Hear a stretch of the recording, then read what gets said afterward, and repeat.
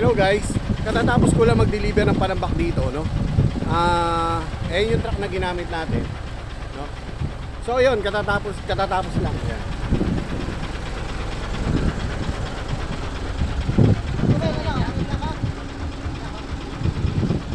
Ayan, nakikita nyo yung panambak na yan. Yan ang deliver natin. Ang tawag dyan Las Tillas, ano, na medyo halong adobe na durug-durug. Yan.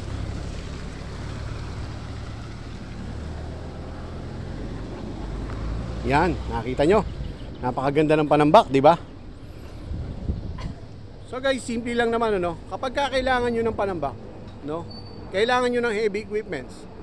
Minsan kasi may mga pagkakataon na kapag nagtatambak tayo, kailangan natin ng bako.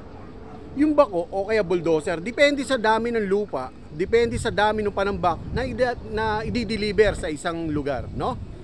So kunwari, siguro mga 50 truck, no? 50 truck. Ipapaliwanag ko lang. Yung 50 truck na delivery, dumidepende yan. Kahit maliit na bako lang ang gamitin natin, kaya yon, no? Kaya yon, pero nasa diskarte ng operator yon. Kasi ang layunin natin, matapos natin yung 50 trucks. Ngayon kung marami, bulldozer na ang gagamitin natin. For the meantime, syempre dahil paunti-unti lang to, tao lang muna maglalagay nito, no? So guys, ganun lang kasimple. Basta pag kailangan nyo ng panambak, kailangan nyo ng heavy equipments, kailangan nyo ng aggregates, no? Meron din tayo nyan. Yan. Kaya muli, ito po si Romel, ang inyong kuya. Taba, baboy, ay babu.